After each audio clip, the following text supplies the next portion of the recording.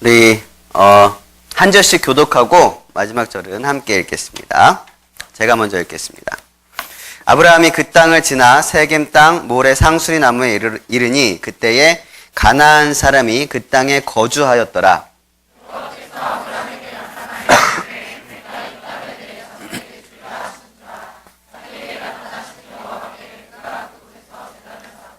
거기서 베델 동쪽 산으로 옮겨 장막을 치니 서쪽은 베델이요 동쪽은 아이라. 그가 그곳에서 여호와께 제단을 쌓고 여호와의 이름을 부르더니 점점 남방으로 옮겨갔더라. 아멘. 네, 오늘은 아브라함에 대해서 이야기를 좀 나누도록 하겠습니다. 믿음의 조상이다라고 불리는 아브라함. 그리고 오늘 제목은 뭡니까? 그 땅을 지나지 마라. 오늘 아브라함에 대해서 말씀을 나누는데요. 오늘 여러분의 성경책 12장, 창세기 12장, 11장, 12장, 13장을 뭐 이렇게 왔다 갔다 하면서 제가 오늘 특별히 화이트보드도 막 준비를 하고 그랬어요. 여러분들이 잘 같이 따라왔으면 좋겠습니다. 이렇게 어렵진 않고요. 굉장히 재밌습니다. 재밌습니다. 그러니까 함께 말씀을 나누도록 하겠습니다. 아브라함은 믿음의 조상이라고 불렸어요. 아브라함이 믿음의 조상이었기 때문에 하나님께서 부르셨을까요? 아니면 하나님께서 부르셨기 때문에 아브라함이 믿음의 조상이 되었을까요? 1번, 2번. 1번, 아브라함이 믿음의 조상이라서 하나님께서 아브라함을 부르셨다. 이게 틀리다. 손 들어보세요. 네, 몇 명 안 됩니다. 또 2번, 그래, 틀리다 그랬잖아. 손 드는 게 맞는 거예요. 2번, 하나님께서 부르셨기 때문에 아브라함이 믿음의 조상이 되었다. 맞으면 손 들어보세요. 네, 맞습니다. 그렇습니다.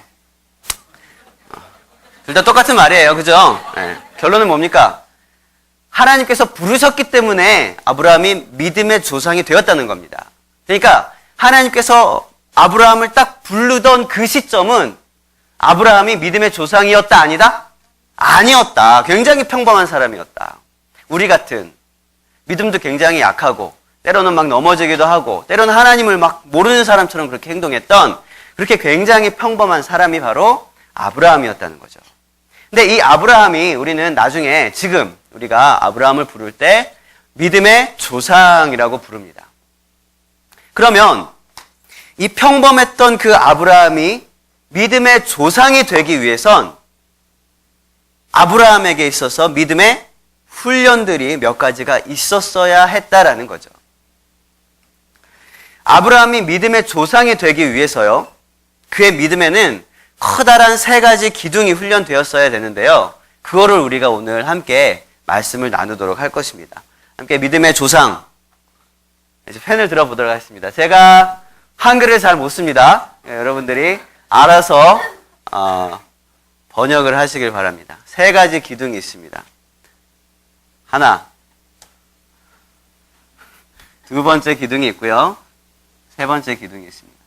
첫 번째 기둥을 우리 한번 따라해 봅시다. 순종.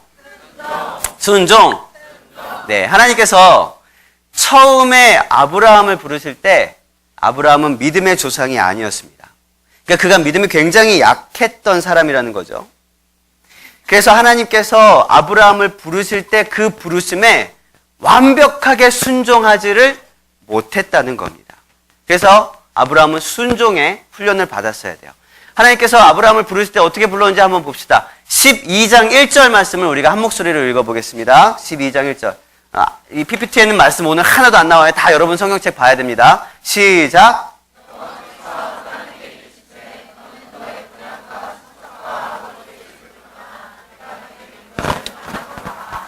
네. 자, 이제 또 그려봅시다. 제가 이제 지도를 그릴 거예요. 굉장히 잘 그립니다. 왜냐하면 연습도 많이 했거든요.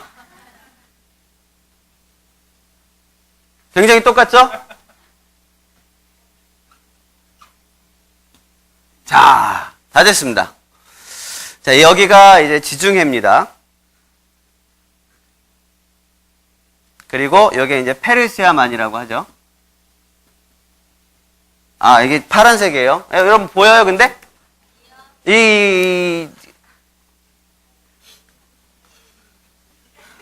어떡하지?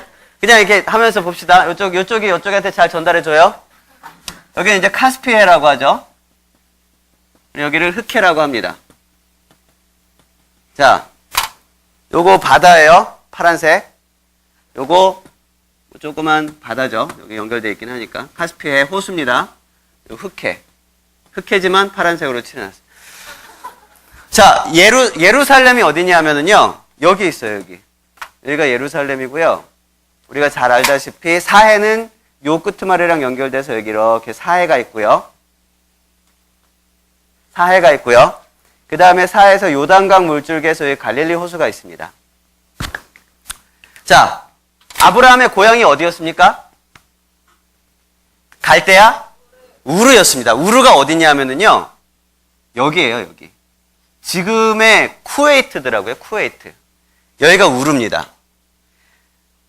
아브라함은 고향 떠났습니까? 안 떠났습니까? 떠났어요. 자, 하나님께서 명령하신 첫 번째 명령 뭐였어요? 고향, 친척, 아버지의 집을 떠나라고 얘기했습니다. 고향 떠났어요? 안 떠났어요? 떠났습니다. 친척 넘어가고 아버지의 집을 떠났나 안 떠났나 한번 보는 거예요. 아버지의 집. 자, 아버지는 어디 사람이었습니까? 똑같이 우르 사람이었겠죠. 근데 아버지와 함께 하란은 어디냐면 여기쯤 됩니다. 하란. 여기가 우르, 여기가 하란. 하란까지 왔는데요. 아버지의 집을 떠났다라는 의미가 어떤 의미냐 하면 아버지가 살고 있는 집을 떠났다라는 것에서 멈추는 것이 아니라 사실은 우리가 독립했다. 그거는 그 집만 이사 나왔다. 그런 의미가 아니죠. 재정적인 독립도 그렇고 사상의 독립도 그렇고 여러 가지를 일컬어서 독립했을 때 독립했다고 얘기를 하는 겁니다. 마찬가지예요. 아브라함에게 있어서 아버지의 집을 떠났다라는 것은 아버지의 가정과 아버지의 집과 수많은 재산들과 모든 영향력에서 벗어나게 되었다라는 것입니다. 자, 그러면 아브라함은 아버지의 집을 떠났습니까? 안 떠났습니까? 떠났어요. 언제 떠났냐 하면 아브라함이 하란에서 출발할 때 떠났습니다. 이때 아브라함의 아버지 데라는 하란에 머물러 있었습니다.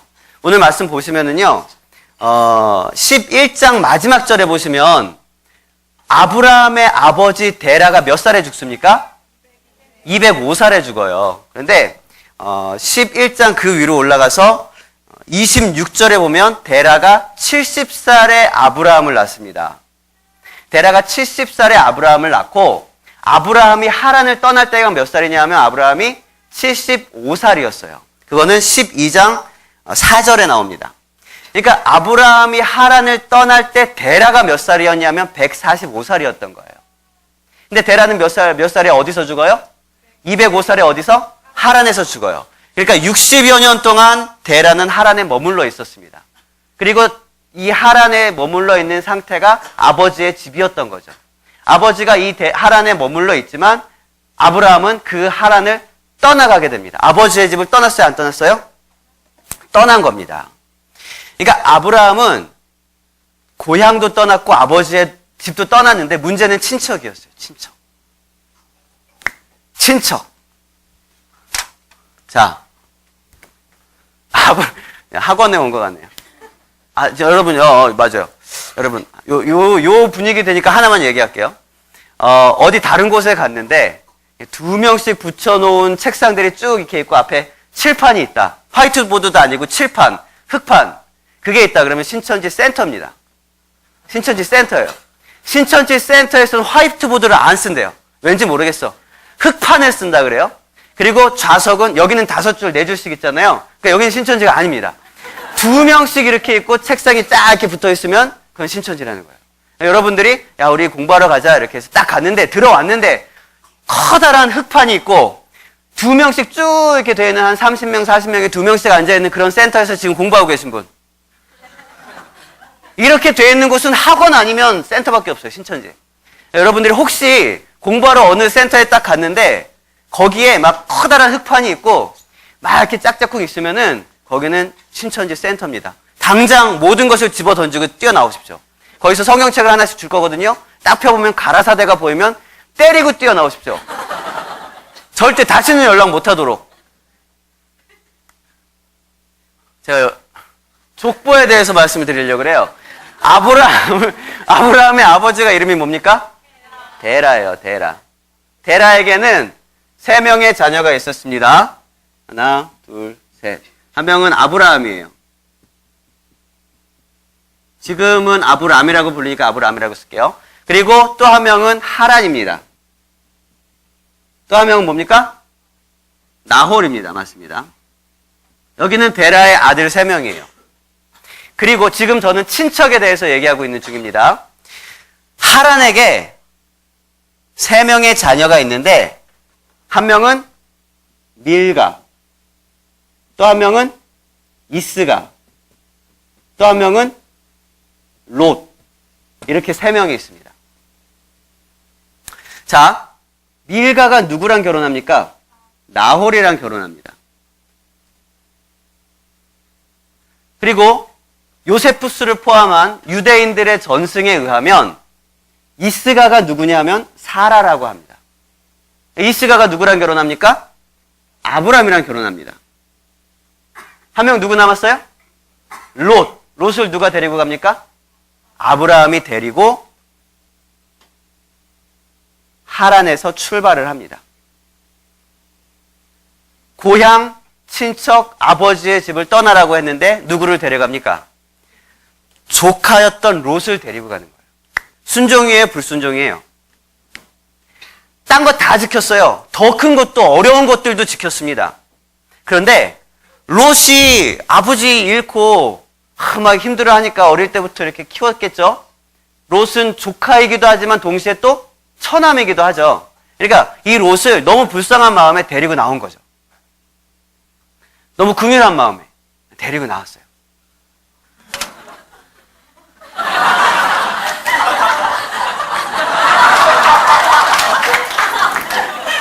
우리 예배 잘 드리고 있는지 담임 목사님 다녀가시잖아요. 아, 깜짝이야. 이게 무슨 방송사고지? 자. 그러니까 아브라함도 그렇고, 이 나홀도 그렇고, 그러니까 자기 조카하고 결혼을 한 거잖아요. 근데 자기 조카하고 결혼했다는 것 자체가 사실은 이걸 가지고 우리가 왈가왈부할 수 있는 그런 건 아닙니다. 왜냐하면 그 당시에는 인구가 우리보다 훨씬 적었어요. 같은 민족 안에서 밖에 결혼할 수밖에 없었어요. 그리고 이 당시에 그런 어떤 근친상간에 대한 모세의 율법조차 없었던 시대예요. 그 모세가 이후 500년 후의 사람이잖아요. 그러니까 율법도 없었고 아무것도 없었기 때문에 뭐 조카랑 결혼을 했더니 뭐 어떤 그런 얘기는 우리가 여기서는 해당되지 않는 얘기입니다. 어쨌든 그렇게 아브라함은요, 사라라 불리게 된 이스가와 결혼을 하고요, 나홀은 밀가와 결혼했습니다. 그리고 죽은 하란에게는 밀가, 이스가 말고 또 한 명의 롯이라는 자녀가 있었는데 그 자녀를 아브라함이 데리고 나왔다 하는 거죠. 그런데 그렇게 작은 불순종 하나를 했는데 이 롯을 통해서 아브라함의 후손들이 얼마나 큰 영향을 받는지 한번 보도록 할게요. 아까 여기 점 찍은 데 어딘지 여러분 아십니까? 예루살렘이죠. 예루살렘 바로 위에 보면 뭐가 나오냐면요, 베델이 나옵니다. 그러니까 여기가 베델이에요. 베델. 아브라함과 롯이 하란에서 딱 내려와서 가나안 땅에 들어갔다가 기근이 심해서 애굽으로 내려갑니다. 여기가 애굽이에요.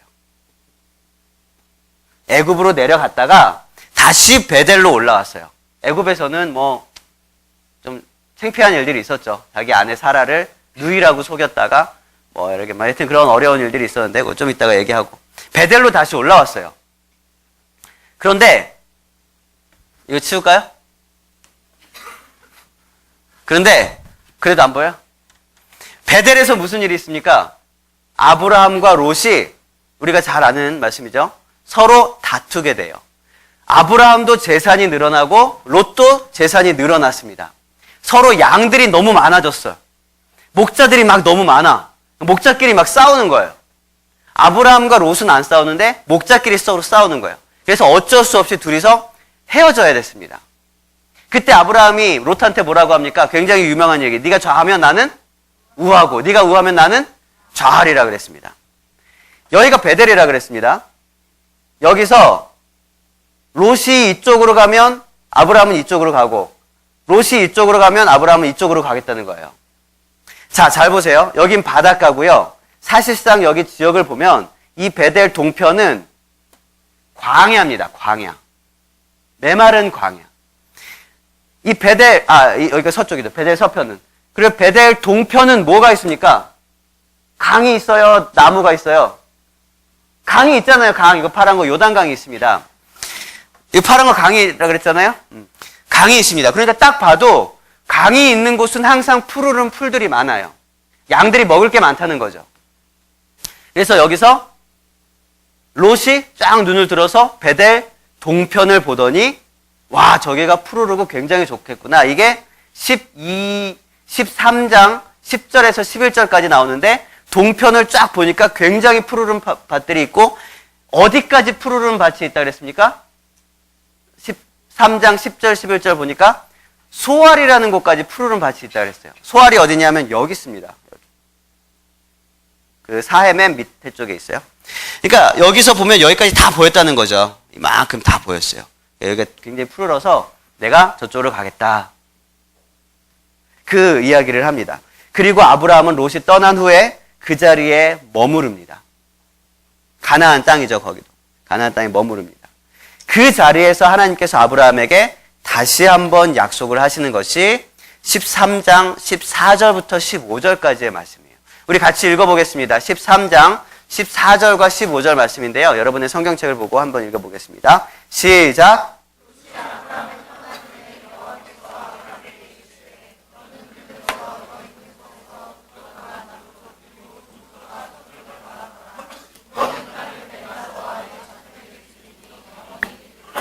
아멘. 이 약속을 받습니다. 그리고 롯은 떠났습니다. 롯은 떠났는데 롯이 점점 깊이 들어가는데 어디까지 갔다 그랬습니까? 소돔까지 갔다 그랬어요. 소돔과 고모라 성 얘기 알죠? 그래서 하나님과 아브라함이 얘기를 합니다. 50명, 45명, 40명, 30명, 20명, 10명 있더라도 10명의 의인이 있어도 이 소돔을 멸망시키시겠습니까? 10명만 있으면 내가 살리겠다. 근데 10명의 의인이 없어서 소돔성이 무너지게 됩니다. 그 소돔성이 어디냐면 여기쯤 있습니다. 이 소돔성이 무너지게 돼요. 이 소돔성이 무너질 때 롯과 그의 아내와 두 딸은 천사의 이끌림에 의해서 빠져나오게 됩니다. 빠져나와서 소알, 아까 소알 얘기했죠. 소알까지 떠나게 돼요. 소알에 정착했다가 여기도 너무 뭔가 무서운 거예요, 롯이. 그래서 다시 거기서 나와서 동굴에 머무릅니다. 동굴에서 무슨 일이 있어요? 굉장히 그렇죠. 수치스러운 일이 있습니다. 두 딸들이, 그러니까 그 아내는 이미 소금 기둥이 됐고요. 두 딸들이 세상의 방법으로는 우리가 자녀를 얻을 수 없겠다라고 생각을 해서 아버지 롯에게 술을 먹이고 그와 동침을 하게 됩니다. 그래서 한 명의 딸이 한 민족씩 이루게 되는데 그 민족이 뭡니까? 요단강 동편에 거대하게 자리 잡은 암몬과 모압이 됩니다. 이 암몬과 모압은요, 나중에 이스라엘 백성들한테 끝까지 괴롭히는 그런 백성이 돼요. 이스라엘 백성들이 출애굽하고 가나안 땅 하고 막 끝까지 싸우고 전쟁 일으키고 열왕기 상하고 계속해서 괴롭히는 그런 민족이 암몬과 모압이 된다는 것입니다. 아브라함이 딴 건 다 지켰는데 딱 하나 불순종했던 그 불순종의 씨가 그들의 후손들에게는 어마어마한 그런 고통의 씨앗이 되었다는 것입니다. 왜요? 아브라함이 무엇이었기 때문에? 믿음의 조상이었기 때문에 그렇습니다. 아브라함은요, 이런 사건들을 통해서 자신의 불순종을 바라보게 되었고요. 순종의 사람으로 점점 훈련되고 세워져 가게 된 것입니다. 아브라함이 믿음의 조상이 되기 위한 첫 번째 기둥이 뭐라 그랬습니까? 순종. 두 번째 기둥은 흑해. 아니죠. 두 번째 기둥은 뭐냐면 흑해가 아닙니다. 두 번째 기둥은 따라해 봅시다. 소망. 두 번째 기둥은 소망입니다. 하나님께서 아브라함을 하란 땅에서 불러내실 때 우리가 아까 읽었던 12장 1절 말씀을 가지고 불러내셨습니다. 그리고 약속하신 것이 12장 2절 말씀이에요. 우리 12장 2절 말씀을 같이 한번 읽어보도록 하겠습니다. 시작.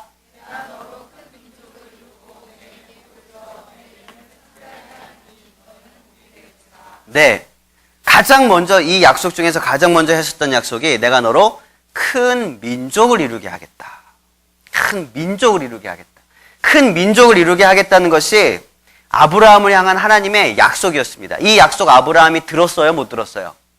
들었잖아요. 그래서 아브라함은 그때부터 큰 민족에 대한 소망을 품게 됩니다. 아, 하나님이 나에게 말씀하셨어. 나를 통해서 큰 민족이 일어날 거야. 이 소망을 누가 넣어주신 거예요? 하나님이 주신 거예요. 하나님의 약속에 기인한 소망이었습니다. 그러나 그 소망도 하나님 앞에서는 계속해서 훈련받고 연단받았어야 되는 거예요. 왜냐하면 그의 소망은 굉장히 명확했지만 세월이 흘러가면서 그 소망이 흔들리기 시작했습니다.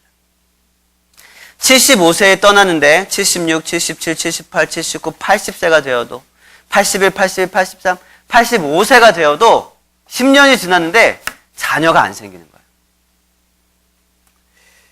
그래서 그는 그 소망이 흔들리기 시작했고 결국은 인간적인 방법으로 그 소망을 이루고자 했습니다. 그것이 바로 아브라함이 이삭을 기다리지 못하고 이스마엘을 낳게 된 이유죠.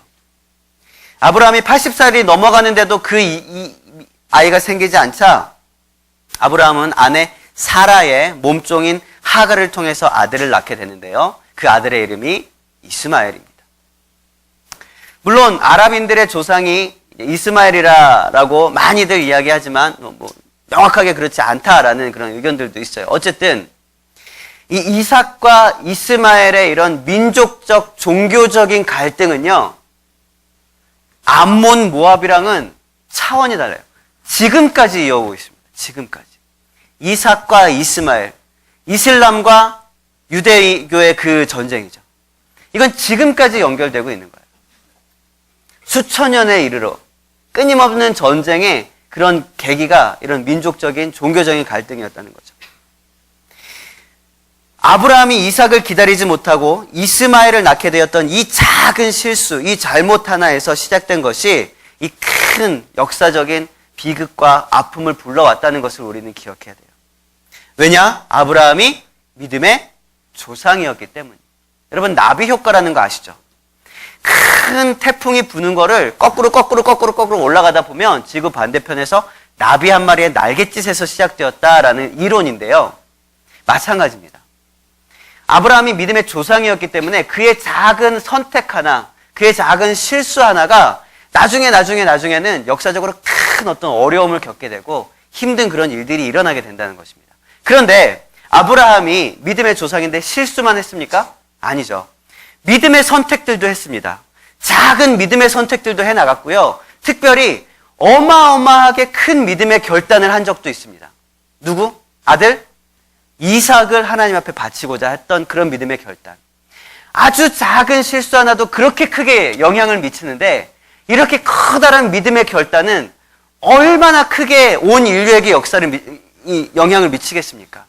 그래서 우리가 아브라함을 믿음의 조상이라고 하고 그의 자손에서 누가 나옵니까?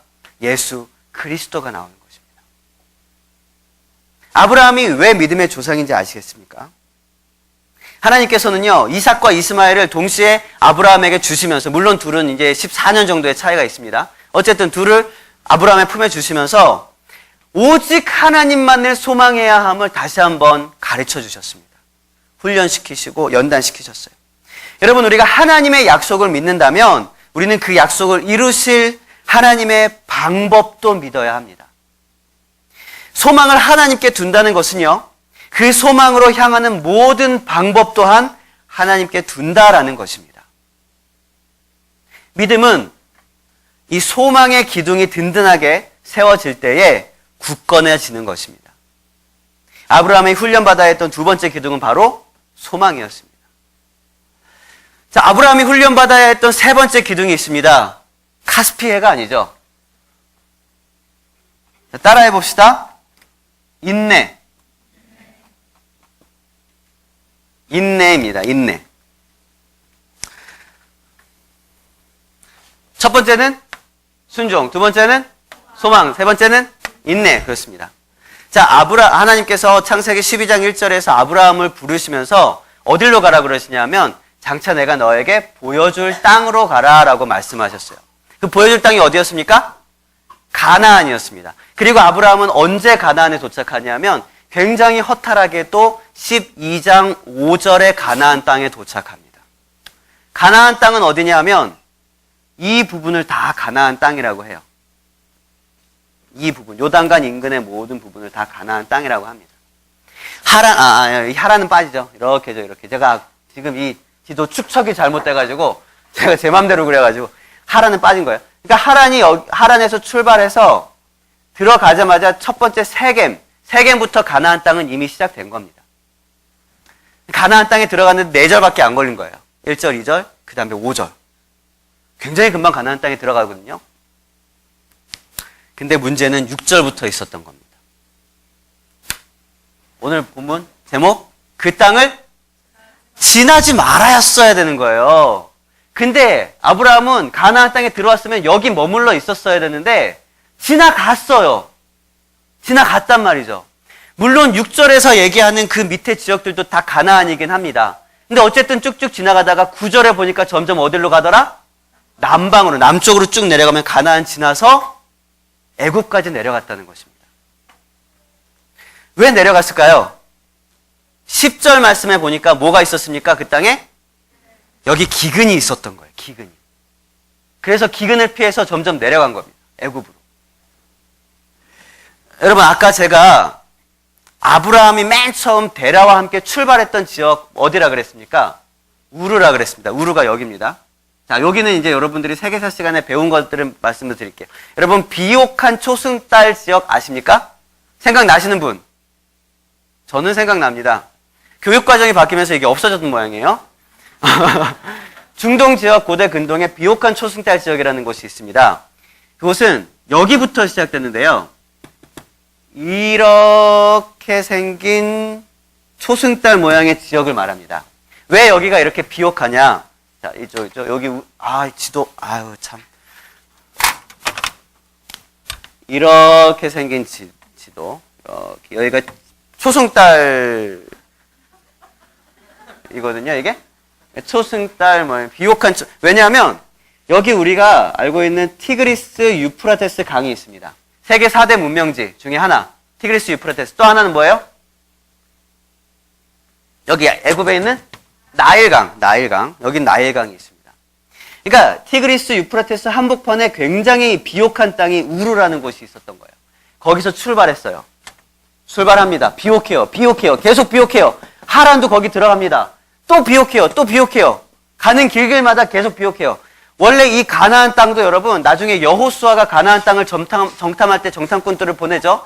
그들의 표현에 의하면 이 가나안 땅에서 포도를 캤는데 그 포도나무가 둘이서 이렇게 막대에 끼고 지나갈 정도로 크게 열렸다 그랬어요. 여기도 비옥하다, 안 비옥하다? 원래는 비옥한 땅이에요. 굉장히 비옥한 땅이고 또 비옥하고 여기 지나가서 애굽의 나일강 유역도 굉장히 비옥합니다. 여기도 문명 발상지잖아요. 여기가 다 비옥한 땅이에요. 그러니까 아브라함은요, 우르에서 시작해서 하란에 이르기까지 기근이라는 걸 몰랐던 거예요. 기근을 몰랐어요. 비옥한 땅만 돌아다녔어요, 계속. 그런데 원래 비옥해야 되는 이 땅 가나안에 들어갔더니 뭐가 왔어요? 기근이 왔습니다. 그래서 그것을 인내하지 못하고 아브라함은 지나쳐 갔어요. 또 비옥한 초승달 끝부분이 이 애굽 땅까지 갔습니다. 자, 여러분, 이 땅이 원래는 굉장히 비옥하고 풍성한 땅인데 이 땅이 정말 희한하게 기근이 들었어요. 원래는 기근이 잘 안 드는 땅인데 거기 기근이 들었어요. 무슨 의미일까요? 원래는 풍성하고 풍족한 땅이고 풍요로운 땅입니다. 그런데 거기에 그 가나안 땅에 하나님의 명령을 받아서 순종하는 마음으로 아브라함과 그 아내와 롯이 도착하자마자 기근이 일었다는 거예요. 이게 뭘 의미하는 걸까요? 하나님께서 그 기근을 일으키신 거예요. 하나님께서 아브라함을 연단시키기 위해서 기후를 조절하시고 해서 이 풍요로운 땅에 기근을 만드신 것입니다. 왜요? 아브라함이 여기 떠나서 애굽으로 가라고? 아닙니다. 거기서 하나님께서 이 아브라함에게 가르치시고 싶었던 것은 인내입니다. 여러분, 아브라함이 이미 인내를 배우고 있었더라면 그는 기근이 있다고 해도 하나님께서 보여주신 그 가나안 땅을 떠나지 않았을 것입니다. 그 땅을 지나가지 않았을 거예요. 계속 거기서 머무르면서 아브라함은 하나님의 뜻을 구하고 그 안에서 연단받고 훈련받았을 것입니다. 여러분, 하나님의 은혜 안에 머무르시길 바랍니다. 하나님께서 명령하신 그곳이 비록 기근이 일고 고난이 닥쳐오고 또 여러 가지 아픔과 상처를 주는 곳이라 할지라도 그래도 여러분 인내하시길 바랍니다. 왜냐하면 그 인내라는 기둥 위에 믿음의 조상이 세워지기 때문입니다. 나의 모든 상황과 이 세상의 모든 가치와 시선들보다 우선하는 것이 무엇이냐면 하나님의 말씀입니다. 하나님의 약속이고 하나님의 명령입니다. 여러분은 왜 하나님께 순종하십니까? 그분의 아들 예수 그리스도께서 저와 여러분을 위해서 죽으셨기 때문입니까? 아멘. 그렇습니다. 그러나 여러분, 혹시 아직도 이렇게 생각하시는 분들이 있습니까? 누가 죽어달라 그랬나요? 누가 죽어달라 그랬나요? 내가 죄를 지어봐야 얼마나 지었다고 그 죄를 대속한다고 십자가에까지 죽습니까? 나는 그렇게 큰 죄는 안 지었는데요. 여러분, 우리가 하나님 나라에 간다는 것은요, 죄를 많이 짓고 적게 지었고의 차이가 아닙니다. 죄를 지었고 안 지었고의 차이입니다. 아주 작은 죄라도요, 우리를 지옥불에 떨어뜨리기에 충분한 죄입니다. 여러분, 우리는 예수 그리스도의 십자가를 통해서 복음을 누리게 됩니다. 예수 그리스도의 십자가는 복음의 시작이고 끝입니다. 그분의 십자가만이 우리의 영혼을 구원하는 것이에요. 그분의 십자가를 통해서 우리는 죄를 사하는 능력을 누리게 되는 것입니다.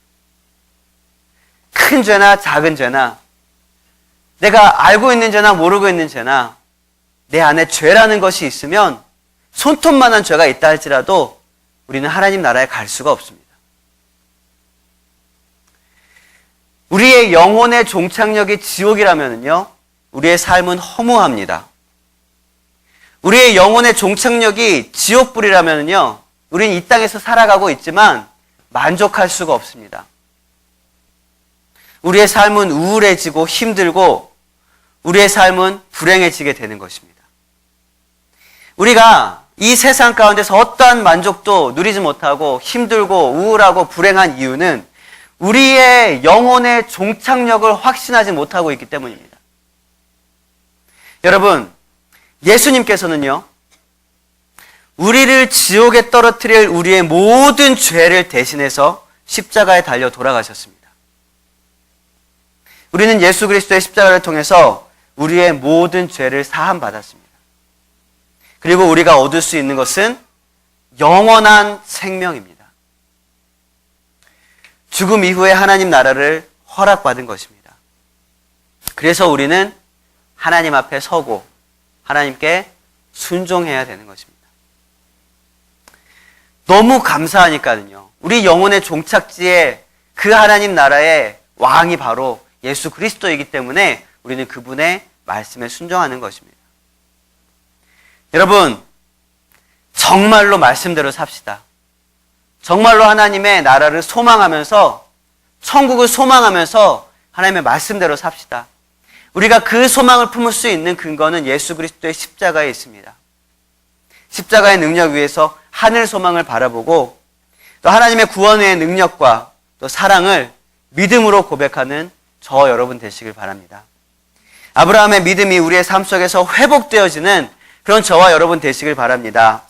순종과 소망과 인내의 기둥이 강건하게 세워지는 저와 여러분 되시길 바랍니다. 이 시간 잠깐 기도하도록 하겠습니다.